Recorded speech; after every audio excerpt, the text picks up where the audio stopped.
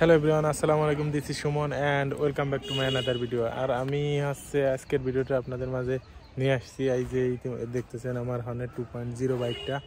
আর আমি ছোট্ট একটা সিম্পল প্রবলেম ফেস করতেছি। আসলে এই প্রবলেমটা কীভাবে সলভ করা যায় সেটাই আপনাদের সাথে শেয়ার করব।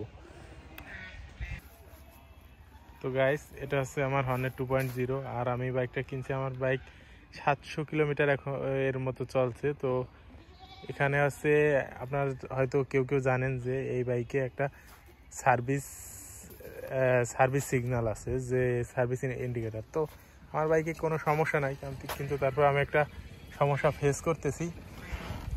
তো এই সমস্যাটা কিভাবে সলভ করা যায় দেখি। তো গাইজ দেখুন, এই যে চাবি দিলাম আমি, এই যে মিটারে, এই দেখুন মিটারে এই যে সার্ভিস ইন্ডিকেটর এটা লাফাচ্ছে, ঠিক আছে। তো এটা আসলে কিভাবে সলভ করা যায় সেটাই দেখি। তো এটা সলভ করার সব থেকে সিম্পল প্রসেস হচ্ছে, প্রথমে হচ্ছে আমি এই যে চাবিটা অফ করব, দেন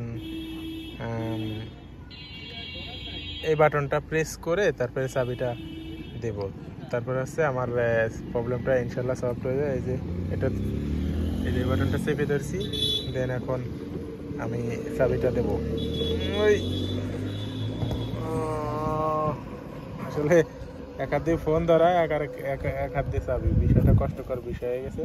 তারপর ওই গাইস দিছি, তো দেখুন চলে গেছে, প্রবলেমটা চলে গেছে। দেখ, ভিডিওটা ভালো লাগে থাকলে অবশ্যই লাইক দেবেন, কমেন্ট করবেন, শেয়ার করবেন। আর এই ধরনের কেউ প্রবলেম ফেস করলে এভাবে প্রবলেমটা সলভ করবেন। Thank you.